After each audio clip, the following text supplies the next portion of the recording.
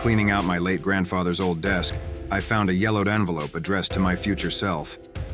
Inside was a handwritten note. Never let the world make you too busy to show love. Tucked beneath it was a photo of him holding a puppy, one I'd only heard about from his stories. That evening, I adopted a scruffy dog from the shelter, naming him Buddy. Every wag of his tail felt like a reminder of the wisdom in that note.